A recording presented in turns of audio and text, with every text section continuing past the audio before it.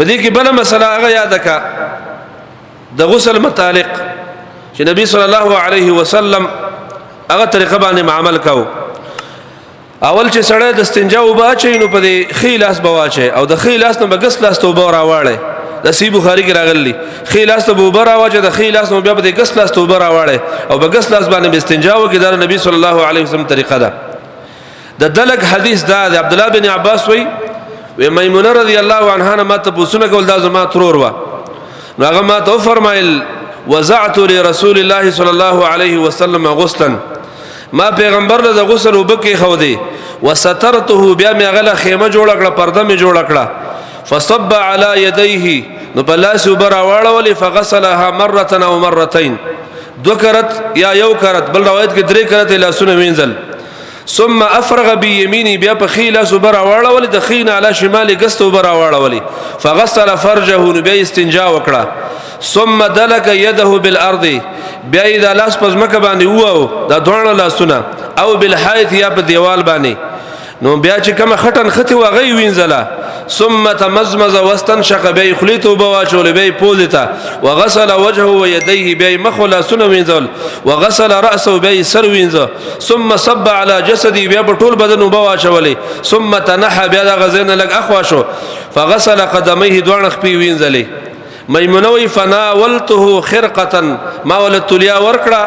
فقال بيدي هكذا تليا استعمال نکړه ولم يريدها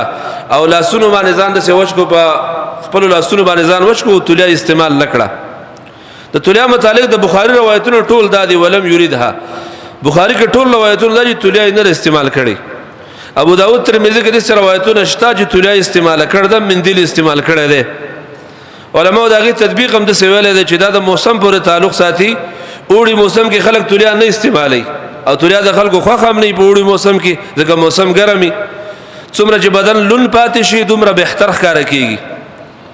او د جمی موسم کې تولیا استعمالول پکار دی د وړي جمی موسم کې فرق وکا نو پیغمبر چې تولیا استعمال کړ دا به د جمی استعمالول چې نه استعمالو د وړي به نه استعمالول. یا دا تولیا په د غسل کې دومره واجب عمل نه دی. د غسل د مستحبات او د سننو نه دا تولیا نه ده دا یو زیاتی شی دی. کله کله به رسول الله استعمالول او کله کله به نه استعمالول. او دا خبر تاسو معلومه ده چې زمنګ دا او د سنو دا غسل دا ټول تکلفات دي. پدې کې دوه درې بالټي وبمنګ غسل خانه ته درنکو دا صابون دی او دا شیمپو دی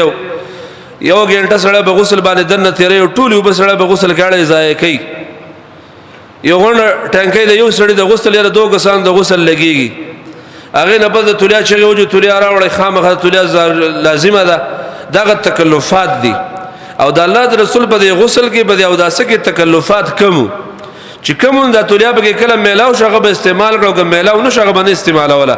دومره د تولیا ته توجه ورکول او تولیا به غسل کې دومره لازمه د طریقه باندې استعمال ولا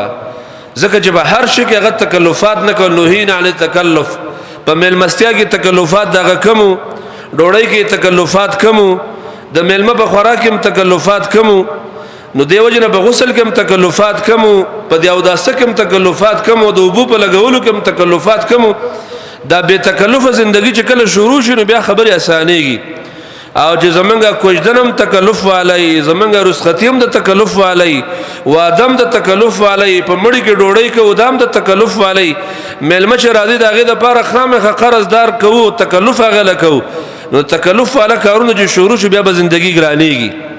د صحابه زندگی ولې اسانه او تکلفات به کم زمونږ په عبادتو کې هم ډېر تکلفات دي زمنګ په ناس ته ولاړه کوم تکلفات دي بچي ډوړی کوم تکلفات دي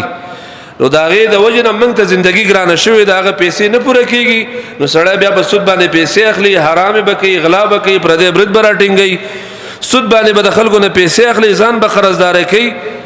او قرضدارو ته به دروغ رښتیا وي وجه دا چې ژوندۍ تکلفات په ډېر راغلي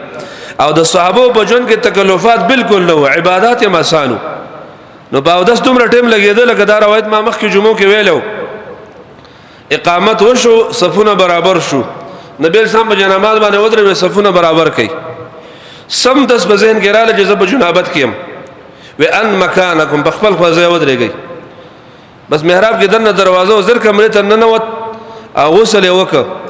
او غسل نه پس راوت بیا خلکو ته زمانه يرشو زب جنابت کې خبر رانه يرشو بیا ملګرو ته وایي چې دوی منځ کوو نو دا به یا 3 منټه لګېدل یا به 4 منټه به د غسل لګېدل طلای نه استعمال کړي صحابه شراوت نو دا د وختو مبارک نو د ګیل نوبه به دل شراوت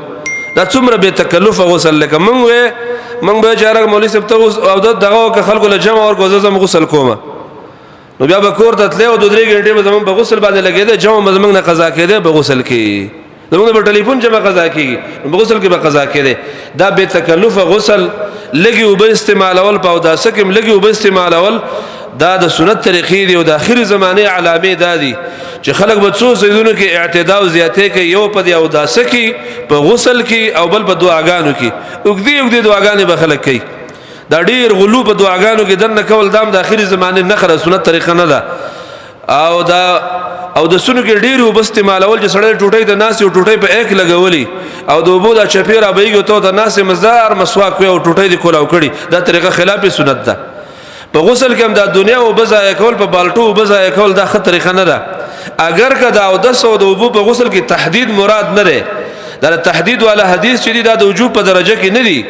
زیاتی او به استعمالول جواز لري لیکن دا زمنګ د نبی طریقه نه و دیو جنا او به کنټرول اول په داسه کې به غسل کې دا به احتره طریقه ده او په دې باندې عمل کول پکار دي خدای نبی سلام غسل په ټول بدن به یو ځل وباړولي ټول بدن باندې یو ځل سره د برن او بواړي او خطه او بخپو ته کو شو بدن ټول لون شي بس دا بدن پاک شو ستا غسل وشه اوس دا غي د پاسه صابون استعمالول شیمپو دا به زیاتی عمل دا په غسل کې درنه داخل نه یو ځل بغیر د صابون نه په بدن باندې تا برن او بور واړول او بخپو ته کوز شي بس تا غسل وشو دا جنابت غسل صاحب پوره شه او دا مګل او دا روسه صابون او شیمپو غیر استعمال دا به زائد شي دا په غسل کې درنه داخل نه کې استعمال لیک ډیره خد او غند استعمال او نو بده کې د غسل وغیرہ معاملې بده کې درنه نشته خبيب نبی سم اخر ته انزلي دا وسنی کوم معاصرین علما دي دا خبره بیانې چې هغه زمانه کې د پیغمبر غسل خانه دي ډندو کې ودا خاور ډندو کې شان بو نو کې دي کې بعد نور خيري وغیرہ دا جنابت په خپور راته نه زکه خپې اخر ته انزلي او دې زمانه کې دا حمامونه ټول پلستر دي کې د خپې سړی به مخ کې وینځي نه خیر دی او بعض علما په ظاهر الحديث باندې عمل کوي چې څومره د حدیثو ذخیره ده په دې کې خپې اخر ته راغلي نو په غسل کې خپې اخر ته انزل پکار دي ځکه دا د الله د نبی طریقه وا چې خپې اخر ته انزل پکار دي دیو جن بخاری رائے دام دا چې په غسل کې هغه موالات ته فرض نه وای بخاری سے وای په غسل کې موالات فرض نه دي نو دا نور او د سړی پرو کې او دا غسل کې د خپې سړی اخر ته وینځ دا موالات خلاف راغی نو په غسل کې موالات لازم نه دي او په داسه کې هم موالات مخ ویلو پر لپسې دا لازمه ده بل سنت بګی دا اور لنډه خبر اخیره که چرته به غسل کې دن استا په خپل اندامونو باندې لاسونه ولګي د استاد او د سماتی کنه ماتيږي نو دا یو غوډه اختلافي مسله ده نواقض الوضو کې ان شاء الله تفصیلی بیانوم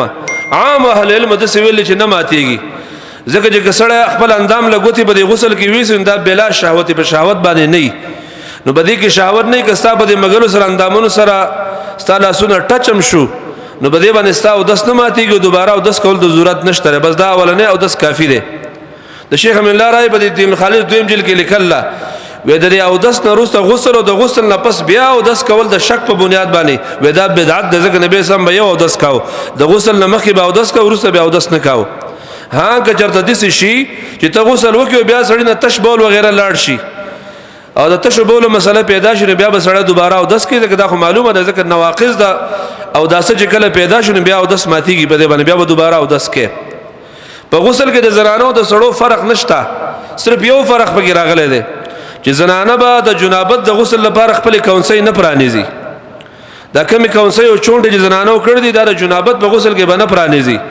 او د حیض او د نفاس په غسل کې به پرانیزي ځکه حیض په میاشت کې یو کرت یا دو کرت نو دا غسل چې زنانه کې د خپل چونډه مونټه به ټول کولاوي او د نفاس چې بچي پیدا شو د غیر نورسه صلیختین پس چې کوم غسل کوي نو چونټه به پرانیزي او دا جنابت غسل د زنانو باندې چونټه پرانیستل نشته د قشان د چونټه به بر لامده کې او د ویختو میخونه به لامده کې چې دا غي یقین راشي چې زما او بچ کوم د ویختو جړلو ته ورسېد بس کافی ده هغه حدیث دلیل د بخاری وی باب تخلیل الشعر